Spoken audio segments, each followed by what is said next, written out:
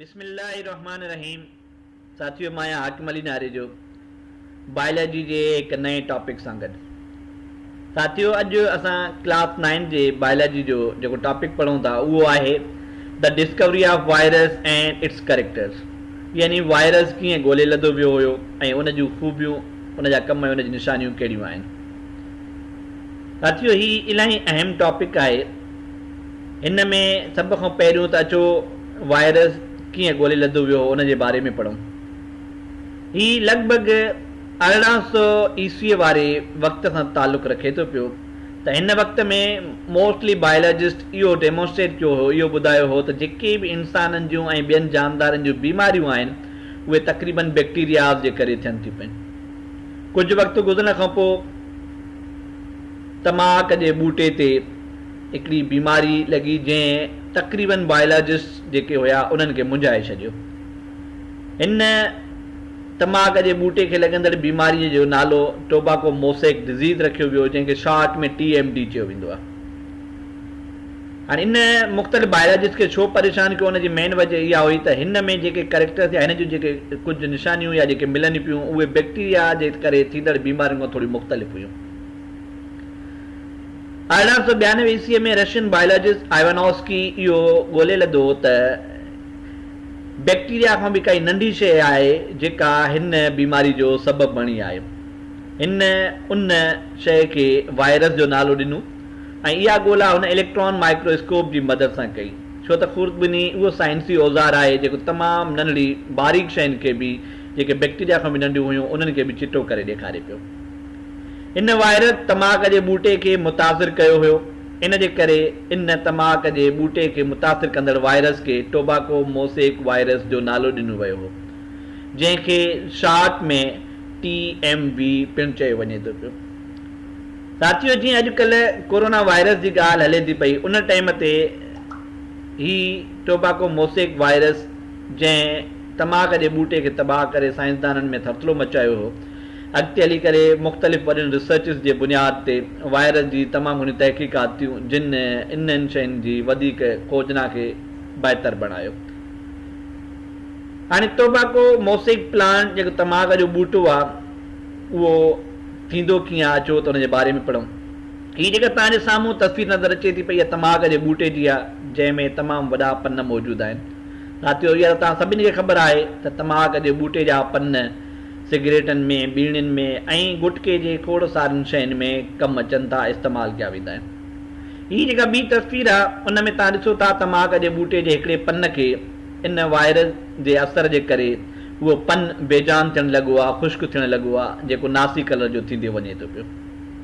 हाणे हिन पननि ते वायरस अची करे कंदो छा आहे त उन साए पन जी जेका साई पाणियाठ हूंदी आहे उनखे चूसे करे पंहिंजी ग़िज़ा बणाए छॾींदो आहे ऐं पन में उहो साओ पाणी न हुजण जे करे पन बेजान थियणु लॻंदो आहे ऐं उहो ख़राबु थियणु लॻंदो आहे ऐं जंहिंखां पोइ उहो तबाह थी करे ख़तमु थी वेंदो आहे। इहा ई वजह आहे जो वायरस इन्हनि समूरनि ॿूटनि खे नुक़सानु पहुचाईंदड़ मादो कंसीडर थिए थो। अचो त वायरस जे बारे में वधीक पढ़ूं। वायरस लातीनी ॿोलीअ जो लफ़्ज़ आहे जंहिंजी माना आहे पॉइज़न, यानी ज़हरीलो मादो। वायरस तमामु नंढो थींदो आहे, इन करे उनखे इलेक्ट्रॉन माइक्रोस्कोप यानी खूरबीनी जी मदद सां ॾिठो वेंदो आहे ऐं इलेक्ट्रॉन माइक्रोस्कोप खां अलावा वायरस खे असां ॾिसी नथा सघूं। तक़रीबन जेके बि वायरसिस हूंदा आहिनि उहे सभु पैरासाइट हूंदा आहिनि ऐं उहे मुख़्तलिफ़ बीमारियुनि जो सबबु बणिजनि था उन्हनि जानदारनि ते जिन ते उहे हमिलो कंदा आहिनि। पैरासाइट असां उन्हनि जानदारनि खे चवंदा आहियूं जेके ॿियनि जानदारनि मां पंहिंजी ख़ुराक ऐं ग़िज़ा हासिलु कनि था ऐं उन्हनि खे नुक़सानु पहुचाइनि था। वायरस डिस्कवर कयो हुयो आइवानोव्स्की साइंटिस्ट 1892 में, जंहिं तमाक जे पन खे मुतासिर कयो हो ऐं 1935 में ॿिए साइंटिस्ट WM स्टेनली इहो आइसोलेट कयो वायरस जे बारे में त वायरस बेजान ज़रड़नि ऐं छिलकनि निमा हूंदो आहे जेको तमाक जे पननि खे मुतासिर करे थो। हाणे इन्हनि साइंटिस्ट इहा पंहिंजी तहक़ीक़ इलेक्ट्रॉन माइक्रोस्कोप जी मदद सां साबित कई हुई। साथियों, हीउ जेको वायरस हूंदो आहे नंढो, इहो मुख़्तलिफ़ जानदारनि खे मुतासिर करे उन्हनि खे नुक़सानु पहुचाए थो ऐं उन्हनि ते ई पंहिंजी ज़िंदगीअ जो गुज़ारो करे थो। हाणे अचो त वायरस जी बनावट जे बारे में पढ़ूं। वायरस समूरा बायोकेमिकल नेचर जा हिक ई तरह जा हूंदा आहिनि ऐं उहे पंहिंजी शिकिलनि जे लिहाज़ सां मुख़्तलिफ़ थियनि था पिया। उहे समूरा ॿिनि पार्ट जा ठहियल हूंदा आहिनि, हिकिड़ो ॿाहिरियों पार्ट जेको कोट सॼो वेंदो आहे ऐं ॿियो अंदरियों पार्ट जेको हुनजो कोर यानी विच वारो गौच हूंदो आहे। जेको कोर हूंदो आहे उहो DNA ऐं RNA जो ठहियलु हूंदो आहे, ऐं जॾहिं त जेको कोट हूंदो आहे उहो कंहिं न कंहिं प्रोटीन जो ठहियलु हूंदो आहे। हीउ जेको ॿाहिरियों प्रोटीन कोट हूंदो आहे उहो ई वायरस खे मुख़्तलिफ़ शेप में शो थियण में या ज़ाहिर थियण में मदद करे थो। जीअं बैक्टीरियोफेज वायरस बैक्टीरिया जी ज़िंदगीअ ते मुश्तमिल हूंदो आहे। प्रोटीन कोट ॿिनि हिसनि ते मुश्तमिल हूंदो आहे, हेड ऐं टेल, यानी हिकिड़ो मग़ज़ वारो हिसो, ॿियो हुनजो पुछ वारो हिसो। जेको DNA हूंदो आहे उहो हुनजे हेड वारे रीजन में हिसे में मौजूदु हूंदो आहे, जॾहिं त जेको हुनजो पुछ वारो हिसो हूंदो आहे उहो प्रोटीन हूंदो आहे। तक़रीबन जेके बि जानवरनि वारा वायरस हूंदा आहिनि उन्हनि में DNA मौजूदु हूंदो आहे, ऐं जेके वायरस प्लांट खे मुतासिर कंदा आहिनि उन्हनि जे कोर में RNA मटीरियल मौजूदु हूंदो आहे। वायरस साइज़ जे लिहाज़ सां बि मुख़्तलिफ़ थियनि था, जिन जी साइज़ 0.01 माइक्रोमीटर खां 0.03 माइक्रोमीटर ताईं मुश्तमिल हूंदी आहे, जॾहिं त हुन जा शेप पिणु मुख़्तलिफ़ थियनि था। कुझु राउंड हूंदा आहिनि ऐं कुझु रॉड शेप जा हूंदा आहिनि, कुझु पॉलीहेड्रल मुख़्तलिफ़ सेगमेंट टाइप हूंदा आहिनि, ऐं कुझु वरी मुख़्तलिफ़ टेडपोल वांगुरु नज़र अचनि था पिया। वायरस जी साइज़ ऐं शेप खां पोइ अचो त उन्हनि जी कुझु बनावटुनि खे ॾिसूं। हीअ बैक्टीरियोफेज वायरस जी शिकिल आहे जेका तव्हांजे साम्हूं ॾेखारियल आहे। हीउ जेको हेड वारो पार्ट ॾिसो था पिया इहो कैप्सिड जो ठहियलु हूंदो आहे। कैप्सिड कैप्सोमर प्रोटीन मां ठहे थो पियो, ऐं इन जे अंदरि हिन विच वारे हिसे में न्यूक्लिक एसिड मटीरियल मौजूदु हूंदो आहे, जंहिंमें DNA मटीरियल शामिल आहे। अहिड़े तरह सां साथियो हीउ जेको हेठि ॼंगुनि मां टेल फाइबर ॾिसो था पिया, इहे हुनजे टेल वारे पार्ट जो हिसो हूंदा आहिनि, जॾहिं त हिन विच में जेको हीउ पिन वारो हिसो आहे हितां DNA मटीरियल हेड खां हेठि जॾहिं इहो कंहिं बि जानदार ते चुंबड़े थो त हुन में मुंतक़िल थी वेंदो आहे। यानी हीउ हिसो जॾहिं कंहिं बि जानदार जे खल ते या जिस्म ते चुंबड़े थो त इहा DNA मटीरियल वायरस वारी हुनजे अंदरि मुंतक़िल थींदी आहे, जॾहिं त विच वारी बॉडी जेका हूंदी आहे इन नंढनि पार्ट्स शीट जी ठहियल हूंदी आहे। वायरस जा मुख़्तलिफ़ ॿिया क़िस्म बि थियनि था, जीअं तव्हां हिते ॾिसो था हीउ हर्ब्स आहे, ऐं हीउ HIV यानी ह्यूमन इम्यूनो वायरस, हीउ इबोला आहे, ऐं हीउ हिकिड़ो ॿियो वायरस तव्हांजे साम्हूं आहे इन्फ्लुएंज़ा ऐं हेपेटाइटिस B वारा। ऐं अहिड़े तरह सां वरी हेॾो मुख़्तलिफ़ ॿिया वायरस बि आहिनि बैक्टीरियोफेज सां, ठीकु आहे न, प्रोटीन वायरस, इन्फ्लुएंज़ा आहे, ठीकु आहे, रोटा वायरस आहे, ऐं अहिड़ी तरह सां मुख़्तलिफ़ ॿिया वायरस बि थियनि था। जीअं अॼुकल्ह हिकिड़ो कोरोना वायरस जेके दुनिया खे तमामु घणो मुंझाए वेंदो आहे। इहे मुख़्तलिफ़ वायरस मुख़्तलिफ़ जानदारनि ते अची करे उन्हनि मां पंहिंजी ग़िज़ा हासिलु कनि था ऐं उन्हनि खे नुक़सानु पहुचाइनि था, जिन जे करे मुख़्तलिफ़ क़िस्मनि जूं बीमारियूं पिणु थियनि थियूं पयूं।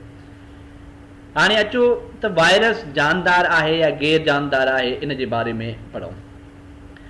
चए थो वायरस जॾहिं कंहिं बि जानदार जे बॉडीअ में दाख़िल थिए थो त उते मुख़्तलिफ़ जानदारनि वांगुरु पंहिंजे नस्ल खे वधाए थो, ऐं इन नस्ल वधाइण वारी कैपेसिटी जे करे, इन नस्ल वधाइण वारी खूबी जे करे उहो जानदार हूंदो आहे। साॻियो ई वायरस जॾहिं उन जानदारनि जे जिस्म खां अलॻि कयो वेंदो आहे त उहो बेजान छिलकनि ऐं क्रिस्टल्स वांगुरु थी वेंदो आहे, इन जे करे उहो बेजान हूंदो आहे।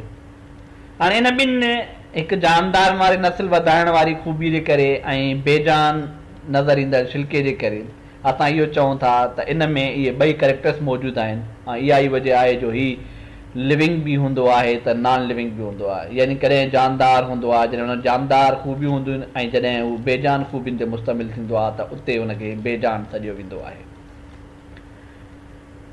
साथियों, ही जेके वायरसिस आहिनि इहे मुख़्तलिफ़ क़िस्म जूं बीमारियूं फैलाइनि था, जिन में कुझु प्लांट खे मुतासिर कंदड़ बीमारियूं हूंदियूं आहिनि, कुझु जानवरनि खे मुतासिर कंदड़ बीमारियूं, त कुझु इंसाननि खे मुतासिर कंदड़ बीमारियूं। तव्हां अक्सर नोट कयो हूंदो, तक़रीबन वणनि ते जेके मुख़्तलिफ़ क़िस्मनि जा दाग थी वेंदा आहिनि ऐं उन्हनि जे मथां रिंग टाइप स्पॉट ठही पवंदा आहिनि, या पीले रंग जी मुख़्तलिफ़ क़िस्म जा जेके उन्हनि जे अंदरि दाग ठहनि था पिया, जीअं शुगर बीट में ठहंदो आहे, या तमाक जे ॿूटे में मोसेक डिज़ीज़ थिए थी पई, या पटाटो आहे, टमाटो आहे, मटर आहिनि, या गुल गोभी आहे, उन्हनि ते मुख़्तलिफ़ क़िस्मनि जूं बीमारियूं थियनि थियूं पियूं। इहे सभु उन्हनि वायरस जे करे थियनि थियूं पियूं जेके प्लांट ते गुज़ारो कंदड़ वायरस हूंदा आहिनि, ऐं इन्हनि बीमारियुनि खे असां वायरल डिज़ीज़ ऑफ प्लांट सॾींदा आहियूं। जॾहिं त जानवरनि खे जेके बीमारियूं मुतासिर कनि थियूं वायरस जे करे, उहे खोड़ सारियूं आहिनि, जिन में तव्हां अक्सर नोट कयो हूंदो, कॾहिं कॾहिं कुझु जानदारनि जे वात में फूकणा टाइप छिलका ठही पवंदा आहिनि, पेरनि ते निशान थी पवंदा आहिनि जेके पालतू जानवरनि ते हूंदा आहिनि, या घोड़ो आहे, बफेलो आहे, माना मेंह ऐं गऊं जेके आहिनि उन्हनि ते बि कुझु काउपॉक्स टाइप बीमारियूं हूंदियूं आहिनि। इहे सभु बीमारियूं वायरस जे करे थियनि थियूं पियूं। जॾहिं असां जानवरनि जी बीमारियुनि खां पोइ इंसान वारी बीमारियुनि जो तर्जो कयूं था, त उहे पिणु वायरस वारियूं बीमारियूं इंसाननि जे लाइ नुक़सानकार हूंदियूं आहिनि। जीअं वायरस थधि जे मौक़े में नज़लो, ज़ुकाम ऐं खंघि पैदा करे थो, इन्फ्लुएंजा बीमारी थिए थी पई, स्मॉल पॉक्स आहे, या पीले रंग जो बुखार थींदो आहे, पोलियो आहे, या कामण वारी बीमारी आहे, या कैंसर जी बीमारी थिए थी, इवन जो एड्स अक्वायर्ड इम्यूनो डिफिशियंसी साइंड्रोम यानी एड्स वारी बीमारी आहे, कोरोना वारी बीमारी, इहे सभु इंसान वारी बीमारियूं वायरस जे करे ई पैदा थियनि थियूं, जंहिंजे करे असां इन्हनि खे वायरल डिज़ीज़ पिणु सॾींदा आहियूं। हाणे अचो त इहे वायरल बीमारियूं थियनि छो थियूं, उन्हनि जे फैलजण जो सबबु पढ़ूं। छो त वायरल बीमारियूं साथियों मुख़्तलिफ़ वजहनि सां थियनि थियूं, जिन में हिकु त कॾहिं कॾहिं असां नोट कयो हूंदो त खंघि ऐं ज़ुकाम जे दौरान या खंघण जे दौरान जॾहिं हल्का हल्का पाणियाट जा ज़रड़ा ॿाहिरि ख़ारिज थियनि था, त उन्हनि में मुख़्तलिफ़ क़िस्म जा वायरस जेके बीमारीअ जा सबबु बणिजनि था, उहे असां हिकिड़नि मुतासिर थियल जानदारनि मां ॿियनि में मुंतक़िल थी वेंदा आहिनि। या ॿियो जेको हिननि जो आहे त थ्रो कॉन्टेक्ट, यानी तव्हां नोट कयो हूंदो जॾहिं जानदार कॾहिं बि ग़लति जिस्मानी रिलेशन रखनि था पिया, उन्हनि जे ज़रिए बि फैलिजे थो, हवा जे ज़रिए पिणु फैलिजे थो, या पाणी जॾहिं ख़राबु थी वेंदो आहे या खाधो ख़राबु थींदो आहे उन्हनि जे ज़रिए फैलिजे थो, या जेके जीत हूंदा आहिनि उन्हनि जे ज़रिए पिणु वायरस पकिड़िजे थो, या उहे सिरिंज जेके हिकु माण्हू खां हणण खां पोइ वरी ॿीहर इस्तेमालु कई वञनि, उन्हनि जे ज़रिए पिणु वायरल बीमारियूं फैलिजनि थियूं पियूं। ऐं अक्सर करे नोट कयो हूंदो जॾहिं असां ऑपरेशन जे दौरान मुख़्तलिफ़ क़िस्म जा वॾ कट वारा औज़ार इस्तेमालु कयूं था, इहे जेकॾहिं प्रॉपर स्टलाइज़ न हुजनि त उहे पिणु बीमारियूं फैलाइनि था। हाणे स्टलाइज़ छाखे चवंदा आहियूं, माना अहिड़ा औज़ार जेके तमामु वॾी तपश ते गरम कया वञनि त जीअं उन्हनि ते मौजूदु वायरस ऐं बैक्टीरिया ख़तमु थी वञनि, त उहे स्टलाइज़ हूंदा आहिनि। जेकर उनखे प्रॉपर हीट न कयो वञे ऐं उहे बैक्टीरिया वायरस उन ते मौजूदु हुजनि त उहे अनस्टलाइज़ हूंदा आहिनि, ऐं उहे उन ऑपरेशन दौरान इस्तेमालु थियण ते इन्फेक्शन जो सबबु बणिजनि था ऐं अहिड़े तरह सां वायरल बीमारीअ खे फैलाइण जो सबबु पिणु बणिजनि था पिया। साथियों, ही जेको अॼु असां वायरस जे बारे में इंफॉर्मेशन रिसीव कईसीं या पढ़ियोसीं, उमेद आहे त इन खां पोइ वायरस जे बारे में तव्हांखे तमामु घणी मालूमात मिली हूंदी। इंशाअल्लाह नेक्स्ट टाइम नेक्स्ट मौज़ू सां तव्हांजे साम्हूं पेश थींदासीं। Subscribe now and press the bell icon. Never miss an update.